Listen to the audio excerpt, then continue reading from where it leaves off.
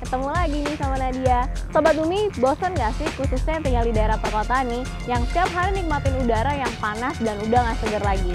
Tenang aja Sobat Bumi, sekarang Nadia lagi ada di kampus IPB, dan ada salah satu Sobat Bumi kita, yaitu mahasiswa dari Fakultas MIPA, punya nih proyek lingkungan yang erat banget kaitannya sama masalah lingkungan yang tadi Nadia udah bilang. Penasaran kan? Makanya jangan kemana-mana ya, tetap di Bumi ke Satu.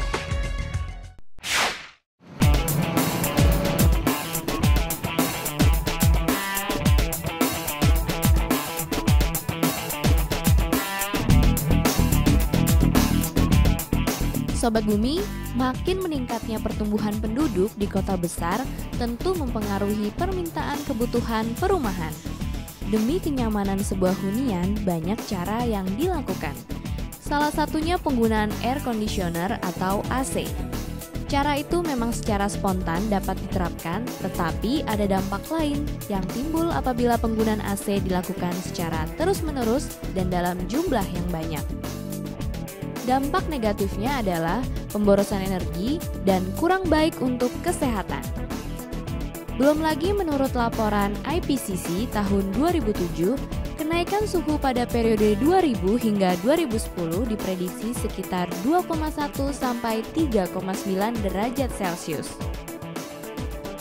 Nah, untuk mengurangi dampak negatif sektor perumahan terhadap lingkungan, kini semakin banyak konsep green building atau bangunan ramah lingkungan. Bangunan ramah lingkungan diyakini banyak pihak memiliki kontribusi dalam menahan laju pemanasan global dengan membenahi iklim mikro.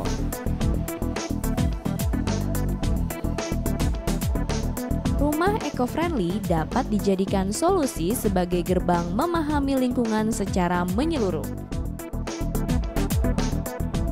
Proses yang dijalani sejak perancangan, penyelesaian, sampai perawatan rumah merupakan sebuah kesatuan yang tidak dapat dipisahkan dari prinsip-prinsip rumah ramah lingkungan. Ketika mendesain rumah misalnya, kita sering mengabaikan unsur-unsur yang dapat merusak lingkungan. Nah, Sobat Bumi, selain green building, rumah eco-friendly, ada juga loh konsep building klimatologi. Nah, konsep apa lagi ya ini? Langsung kita kenalan yuk sama salah satu penggagasnya. Sobat Bumi, sekarang Nadia lagi di kampus IPB nih. Kalau dilihat-lihat, kampus ini tidak ada pendingin udaranya. Tapi Nadia masih bisa merasakan udara yang relatif sejuk dan segar. Nah, ngomongin soal itu Sobat Bumi, ada nih salah satu mahasiswa dari Fakultas MIPA di IPB, yaitu Emot Triutomo. Dia tuh punya rancangan konsep yaitu building klimatologi. Seperti apa ya konsep rancangan ini? Kayaknya namanya udah eye-catchy banget nih. Langsung aja kita saksiin chatnya dengan Emot Triutomo.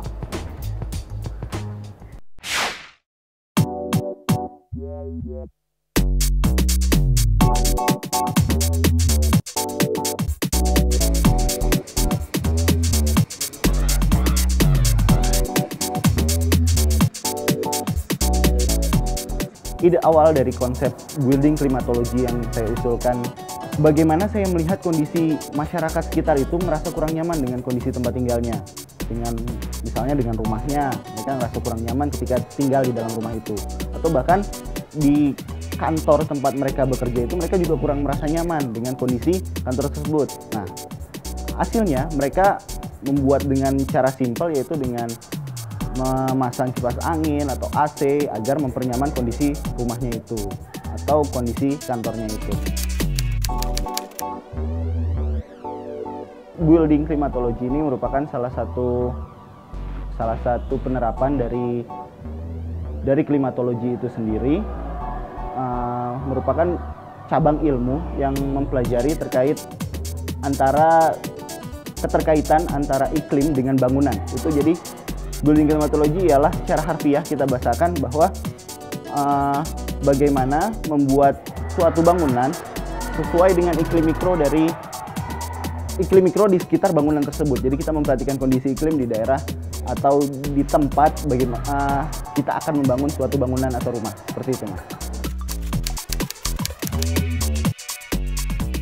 Berbicara tentang Indonesia, kan Indonesia bisa dibilang terdiri dari dua iklim ya, iklim penghujan dan iklim panas, seperti itu.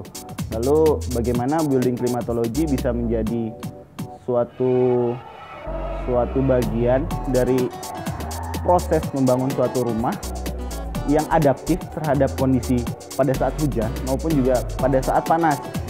Bagaimana suatu rumah bisa adaptif terhadap kondisi hujan yang cukup tinggi intensitasnya ataupun juga pada saat panas juga bisa adaptif terhadap kondisi-kondisi iklim yang terjadi seperti itu.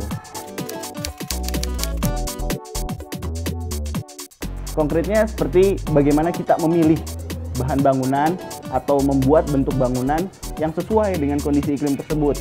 Contohnya misalkan kita bisa membuat di wilayah tropis, kita bisa membuat suatu bangunan dengan tinggi optimal itu antara lantai dengan plafon yaitu 3 meter.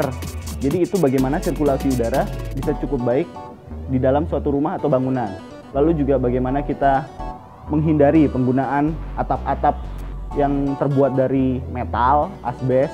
Lebih baik kita menggunakan atap-atap yang terbuat dari tanah liat ataupun bahkan keramik, karena benda-benda tersebut memiliki kemampuan untuk memantulkan panas dan tidak menyerap panas seperti itu. Lalu juga ditambah kita membuat banyak ventilasi di rumah itu, termasuk ventilasi di bagian sopi-sopi. Bagian sopi-sopi itu ialah bagian plafon, antara plafon dengan atap rumah. Nah, itu kita bisa buat ventilasi di situ, lalu akan ada sirkulasi udaranya seperti itu.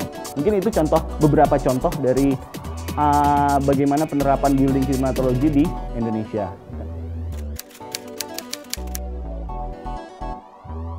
Syarat sebuah bangunan disebut building klimatologi itu apabila sirkulasi udara di dalam rumah itu baik, suhu di dalam rumah itu menjadi optimum dan merasa orang nyaman di dalamnya, lalu ruang terbuka hijau dari rumah atau bangunan di sekitarnya itu cukup minimal. Ruang terbuka hijau dari sebuah bangunan atau sebuah rumah itu ialah 30% dari luas bangunan itu sendiri. Dan konsep building klimatologi juga terintegrasi dengan bagaimana pengelolaan sampah. Mungkin bisa dibuat biopori di situ ataukah yang simpel saat ini pembuatan takakura bisa untuk mendukung aspek dari building klimatologi itu sendiri. Lalu ditambah bagaimana kita bisa memanen air hujan dengan menangkap hujan yang jatuh, lalu kita filterisasi, kemudian air yang sudah difilterisasi itu bisa masuk ke dalam kamar mandi atau toilet sehingga bisa digunakan dalam sehari-hari gitu. Seperti itu, Mas. Sejauh ini saya melihat mungkin bahasa building klimatologi itu di masyarakat saat ini banyak lebih ngetrennya, lebih terkenal dengan eco building atau green building. Nah, kalau untuk building klimatologi sendiri, mungkin saya melihat dan mengamati selama ini baru sedikit rumah-rumah atau bangunan yang menganut konsep tersebut. Karena sebagian besar dalam hal membangun ataupun membuat suatu rumah, mereka lebih mementingkan aspek estetika dibanding kenyamanan dari rumah itu sendiri. Apa manfaat dari building klimatologi itu sendiri? Banyak sekali manfaat yang akan kita peroleh. Di samping kita akan merasa nyaman dengan kondisi rumah itu, juga akan meminimalisir penggunaan energi dalam sebuah rumah. Jadi kita bisa meminimalisir penggunaan AC, meminimalisir penggunaan kipas angin. Jadi tanpa itu semua, tapi kita bisa nyaman tinggal di dalam rumah seperti itu.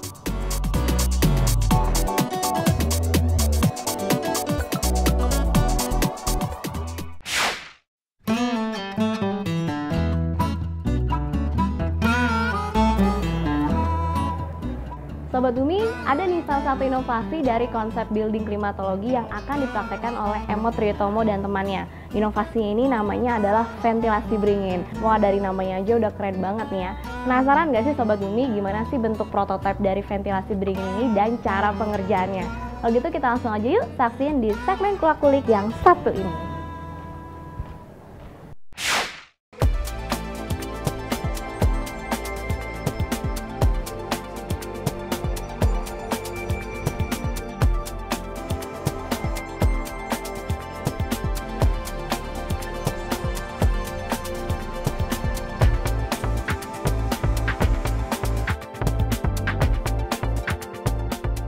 Oke, ini merupakan inovasi yang kita buat dari konsep building klimatologi. Ini kita namakannya ialah ventilasi beringin.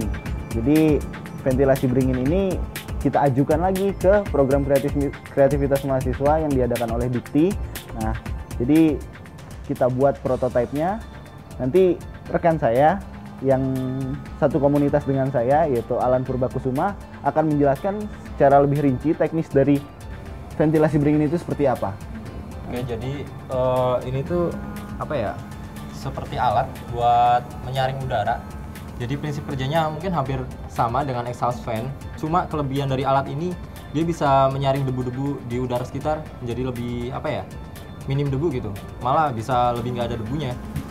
Cara kerjanya kita di sini di prototipe ini kita menggunakan 2 kipas penyedot dan 1 kipas ini ya buat apa ya? Membuat tekanan udara rendah di bagian output. Dan di sini kita menggunakan memanfaatkan apa ya? Butiran air yang kami semprotkan dengan nozzle. Di sini butiran air ini akan berfungsi untuk penjerap debu-debu itu tadi. Di sini bisa dilihat ada beberapa sekat-sekat. Di sini kita fungsikan sebagai labirin. Labirin ini akan membuat proses sirkulasi udara di dalam box ini menjadi lebih lama, dan artinya itu akan lebih menghambat si debu itu untuk ikut keluar sebagai outputannya nanti. Jadi dari prototipe kita ini sudah bisa mengeluarkan suatu apa ya, output udara yang bersih dan dengan bonus udara yang lebih segar karena kita menggunakan tadi sistem semprotan dari air itu tadi. Dan untuk implementasinya sendiri ini bisa diterapkan di dalam ruangan atau di luar ruangan, tergantung dari konstruksi bangunan yang akan kita buat nanti. Jadi kalau misal di luar ruangan mungkin kendalanya kita harus menjebol dinding ruangan untuk mendapatkan apa ya? Space. Ya, space-nya itu. Dan kalau di dalam ruangan dia bisa berfungsi sebagai seperti apa ya? Seperti vacuum cleaner yang kemudian mengeluarkan udara yang lebih bersih. Dia mencuci udara itu sendiri. Jadi dia mencuci udara yang udah ada di dalam ruangan. Artinya di sini kita mempunyai apa ya? Kualitas udara dalam ruangan yang jauh lebih baik daripada kita hanya menggunakan sebuah exhaust fan. Dan jika dibandingkan dengan AC, mungkin memang AC akan memberikan udara yang lebih dingin.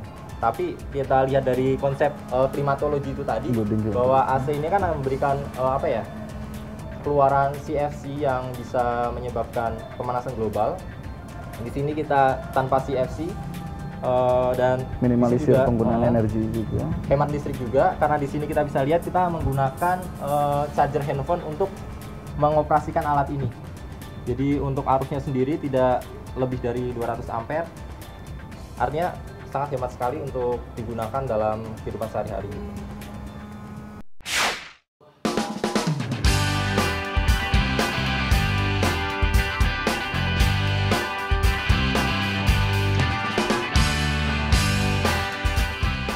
Sobat Bumi, udah lumayan banyak info kan tentang building klimatologi? Saatnya kita tambahin ya info tentang bangunan yang ramah lingkungan. Nah, kita mulai dari pemilihan desain rumah. Di tahap awal, ini harus mampu menampilkan kecantikan dalam atau inner beauty dari bangunan, ruang yang dibuat secara kebutuhan, tata ruang mengalir, penataan interior, dan desain furniture secara sederhana dan fungsional. Rumah yang selaras itu sesuai dengan karakter penghuni Sobat Bumi, kondisi iklim, tropis, sosial budaya, dan lingkungan sekitar. Kemampuan bangunan mengakomodasi keadaan iklim tropis menambah kenyamanan penghuni rumah dan hemat energi. Rumah modern tropis ini harus hadir sebagai rumah yang nyaman dihuni, tampilan desain menarik, dan adaptif terhadap iklim tropis. Salah satu syarat bangunan yang mengadopsi konsep building klimatologi adalah bangunan yang memanfaatkan air hujan untuk keperluan rumah tangga. Artinya air hujan tidak langsung dibuang, tetapi ditampung sebelum dimanfaatkan.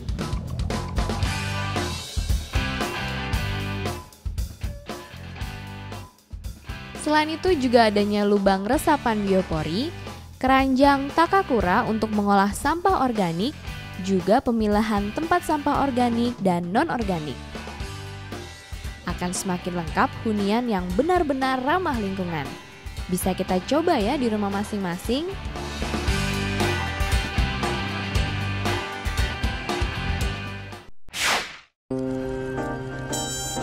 Sobat Umi, Nadia masih jalan-jalan nih di sekitar kampus IPB. Sembari nunggu Nadia jalan-jalan, saksin ya segmen berita lingkungan yang satu ini.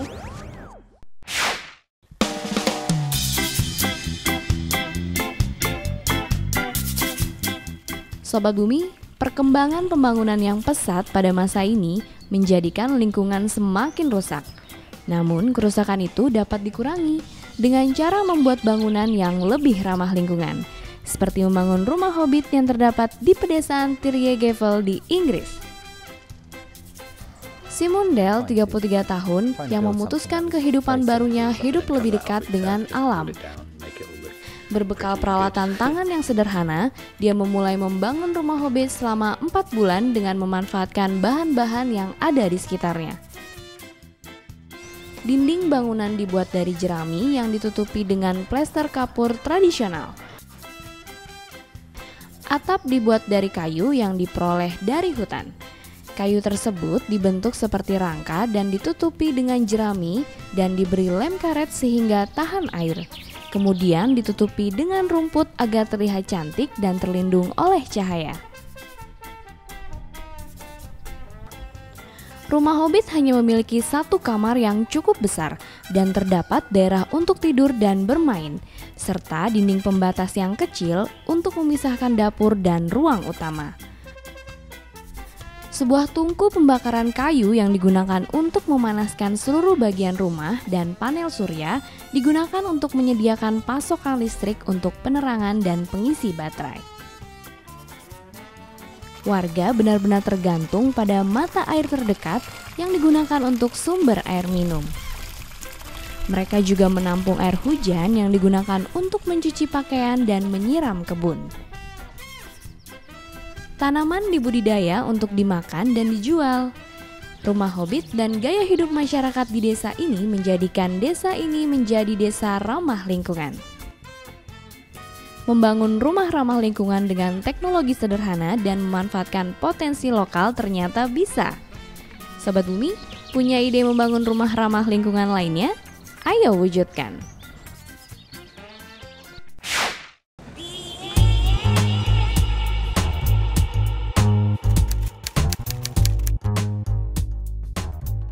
Hal yang paling jelas berbeda apabila suatu bangunan menerapkan konsep building klimatologi dengan tidak menerapkan konsep building klimatologi ialah penggunaan energi yang digunakan di dalam rumah itu sendiri.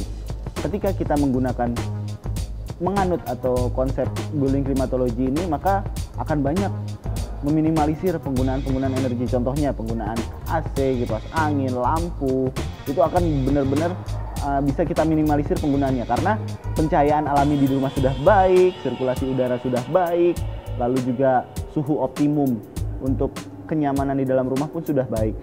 Tetapi apabila suatu rumah tidak mengadopsi atau mengaplikasikan konsep building klimatologi, hal-hal positif itu tidak akan diperoleh di dalam sebuah rumah seperti itu.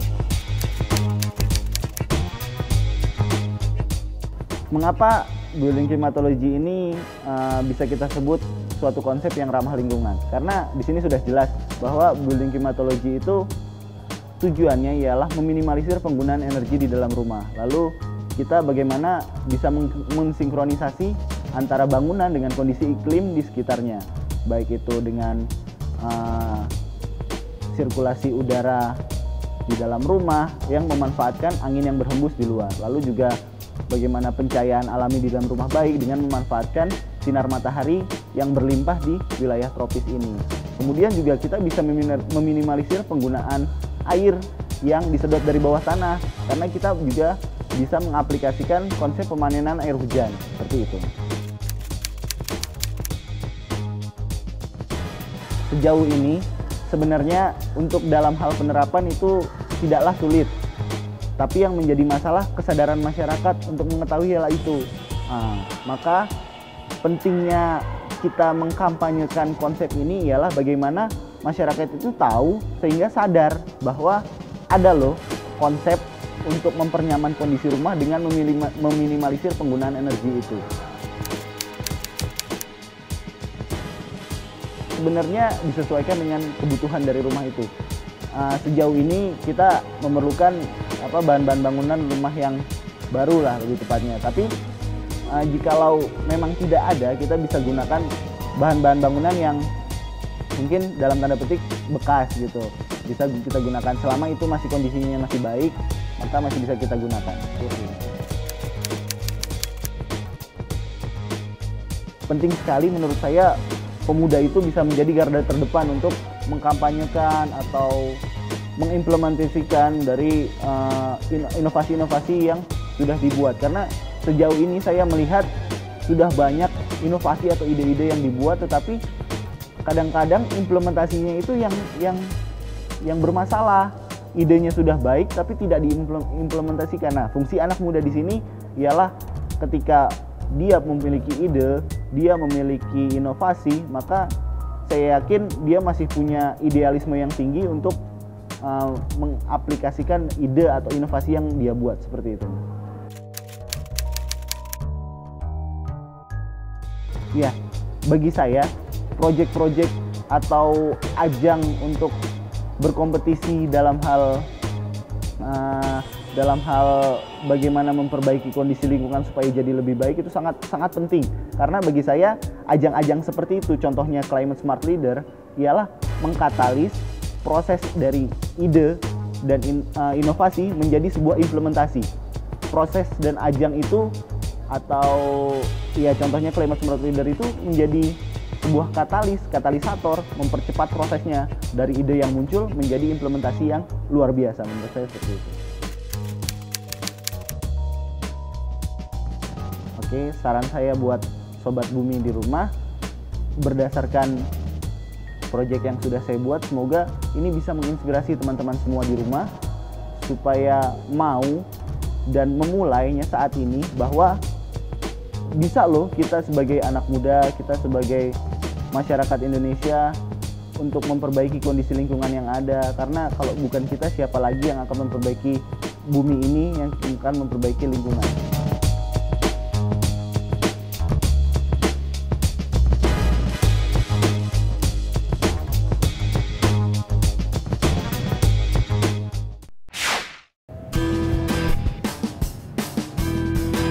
Sobat Bumi, udah tahu kan pentingnya dalam membangun sebuah bangunan ternyata kita harus mengusung konsep klimatologi. Karena selain unsur estetika yang kita perhatikan, kita juga harus memperhatikan Sobat Bumi bagaimana sih penghematan dalam pemakaian energi. Nah Sobat Bumi, ayo dong yang punya Twitter nih, follow Twitter kami di Bumiku1.tv. Banyakin ya Sobat Bumi komen-komennya yang pastinya seputar lingkungan. Dan jangan lupa saksikan terus episode menarik lainnya tiap hari Minggu jam 15.30 hanya di Dai TV. Kalau gitu Nadia pamit dulu ya, sampai ketemu minggu depan. Bumiku1, lestarikan selalu. Dadah Sobat Bumi.